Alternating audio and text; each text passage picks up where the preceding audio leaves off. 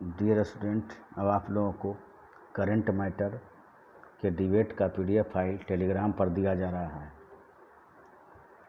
कुछ लोगों ने कहा कि 100 वर्ड दीजिए, तो आज आप इसको 100 वर्ड पर मिनट के हिसाब से लिखें, उसके बाद बताएं। धन्यवाद।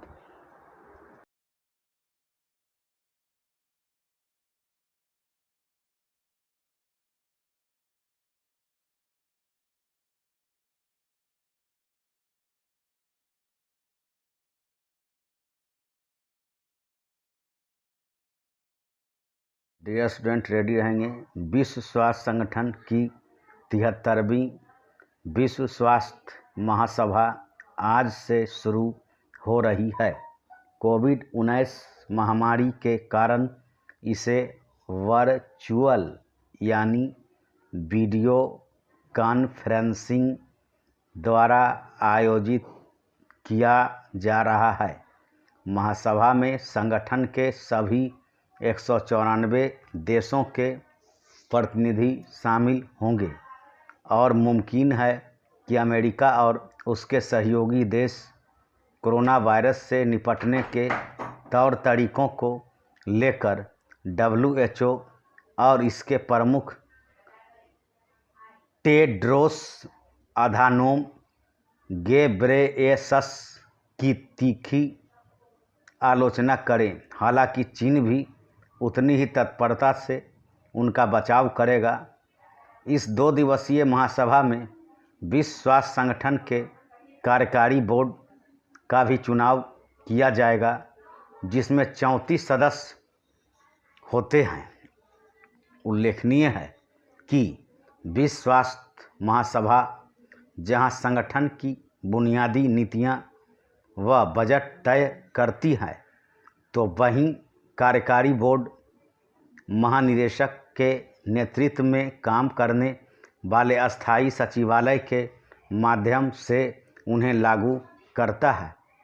इस बार बोर्ड में भारत को भी शामिल किया जा रहा है और करीब करीब तय है कि 22 मई को 1 साल के कार्यकाल के लिए उसे कार्यकारी बोर्ड का अध्यक्ष भी बनाया जाए।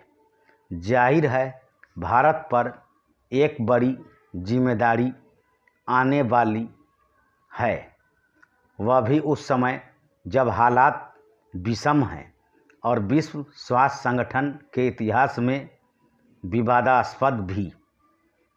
प्रतिकूल राजनीतिक व कूटनीतिक परिस्थितियों का सामना भारत को करना होगा। इसमें कोई संदेह नहीं कि अमेरिका और चीन एक दूसरे पर जमकर निशाना साधेंगे। ऐसा फिलहाल 2 मुद्दों को लेकर होगा। पहला मुद्दा विश्व स्वास्थ्य संगठन में ताइवान की भागीदारी से जुड़ा है, जबकि दूसरा है संगठन द्वारा कोविड-19 से निपटने के तौर तरीकों पर अमेरिकी ऐतराज़ और चीन का समर्थन। चीन औपचारिक रूप से ताइवान को अपना हिस्सा मानता है। इसका मतलब यह है कि वह ताइवान को एक आज़ाद मुल्क के रूप में स्वीकार नहीं करता, जबकि ताइवान मूल रूप में अपनी पहचान बनाए रखना चाहता है। हालांकि उसके कुछ नेता आज़ादी पर जोर देते हैं, लेकिन अन्य इस मुद्दे पर स्पष्ट राय नहीं रखते। वे चाइना यानी एक चीन नीति अपनाना चाहते हैं, हालांकि उस तरह से नहीं जिस तरह चीन इस नीति को परिभाषित करता है। ऐसे नेताओं और चीन की आपसी समझ के कारण ही बीजिंग और ताइवान में व्यापारिक रिश्ते आगे बढ़े हैं।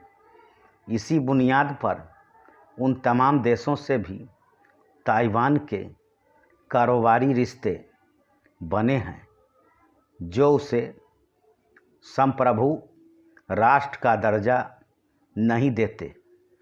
ऐसे देशों में भारत भी शामिल है।